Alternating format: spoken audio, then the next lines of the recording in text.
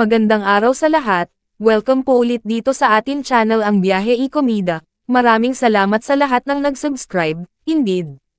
Punta tayo sa atin topic, May 7, 2025.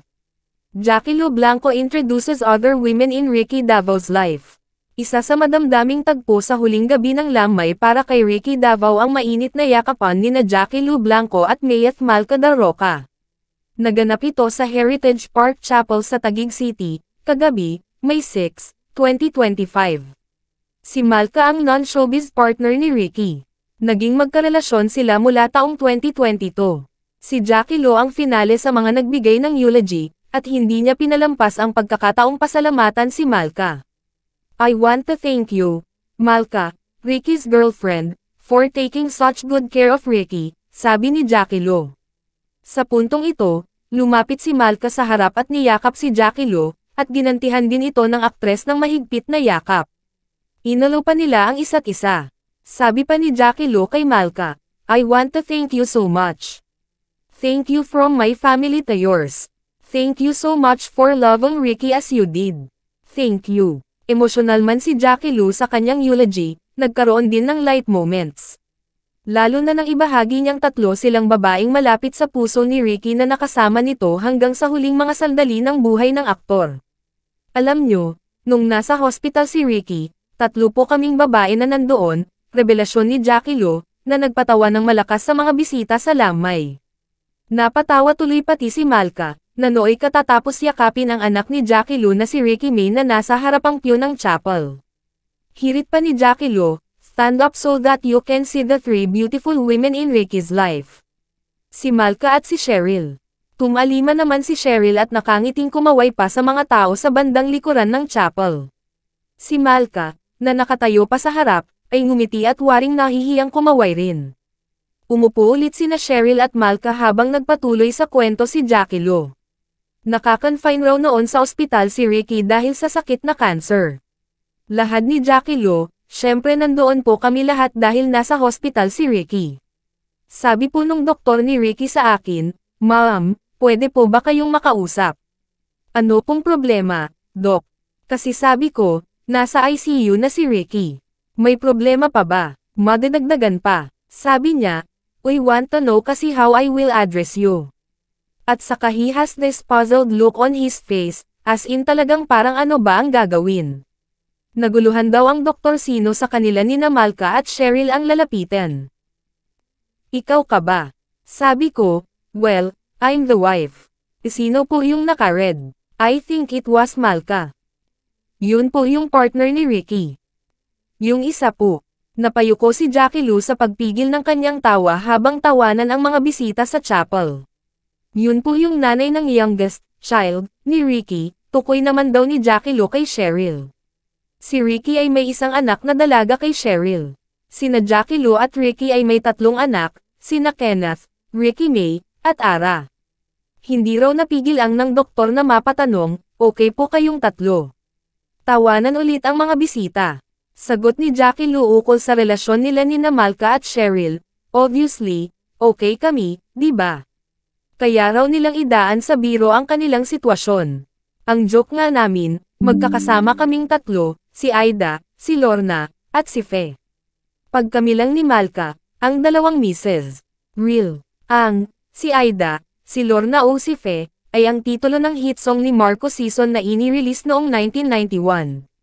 Ginawan din ito ng pelikula na may kaparehong titulo at ipinalabas din noong 1991. Tampok dito sina Miguel Rodriguez, Carmy Martin, Aurora Sevilla, at si Jackie Lu. Idinirek ito ni Johnny Manahan. Ang dalawang Mrs. Real naman ang titulo ng 2014 primetime series ng GMA7 na. Pinagbidahan ni Maricel Soriano, Lovie Poe, at Dingdong Dantes. Pagpapatuloy ni Jackie Lu, but kidding aside, I mean, when these things happen, matters like this are not important anymore. I mean, we were all there to take care of Ricky in our own way. I was there not only to check on Ricky but to make sure that my children are okay because it was very difficult for them. But I'd like to say that the reason why we are all okay is because of the kind of man and person that Ricky was. Bandang dulo ng speech ni Jackie Lu ay may binasa siyang farewell message para kay Ricky. Humarap siya sa urn habang binabasa niya ito. Though our time together, Ricky, changed shape over the years, I will always honor the good we shared and the family that we built. Your presence will be missed in the everyday moments, the family gatherings na lagi kang nagpapatawa, the quiet ways you show how you cared. I'm thankful for the life you helped shape, for the father and grandfather you were, and the memories that we live on in our children and grandchildren. Ricky, rest well knowing how deeply loved you are by all of us. Pumanaw si Ricky sa edad na 63 noong May 1, 2024. Ito ay matapos ang 5 buwang pakikipaglaban sa cancer. Nauwi pa raw sa bahay ni Ricky ang veteranong actor-director matapos ang matagal na pagkakakonfine sa ospital. Kapiling ni Ricky ang lahat ng mga mahal sa buhay ng pumanaw ito. Muli ang aming taos-pusong pakikiramay sa lahat ng nagmamahal na naiwan ni Ricky. I want to thank you, Malka, Ricky's girlfriend, for taking such good care of Ricky. I want to thank you so much.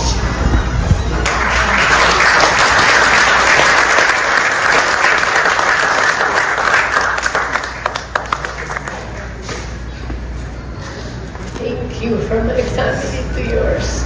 Thank you so much for loving Ricky as you did. Thank you.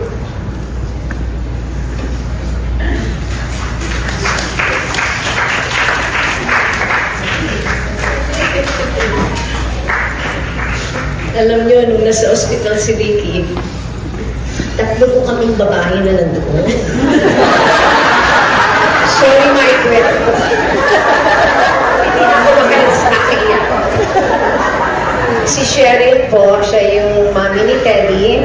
Stand up so that she can sing up to 3 beautiful women in Ricky's life. Si Malka.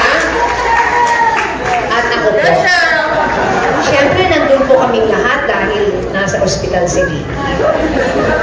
Yung ay kikwento ko. Sabi po ng doktor ni Ricky sa akin, ma'am, pwede po ba kayong makausap? Ano po problema do? Kasi sabi ko, nasa ICU na si Ricky. May problema pa ba? Ano may dagdagan pa? Sabi niya, I want to know kasi how I will address you. Tsaka he had this puzzled look on his face. As in talagang parang ano gagawin? Ikaw ka ba? Yeah, sabi ko, well, I'm the wife of Ernst, you know, yeah, okay. Sino po yung nakarel? I think it was Malka. Yun po yung partner ni Ricky. Yung isa po. Sabi ko, yun po yung nanay nung, youngest ni Ricky. Okay po yung tatlo. Sabi ko, obviously, okay kami, di ba? Ang joke namin, kwento ko nga kasi. Ang joke namin, magkakasama kaming 3, si Aida, si Lorna, at si Fe. Pag kami lang ni Malka, 2 Mrs. Real. At yan ang ating latest showbiz chika update for today. Huwag kalimutan mag-subscribe.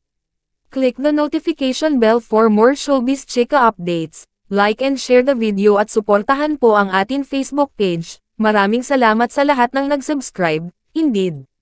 Magandang buhay sa lahat. Adios.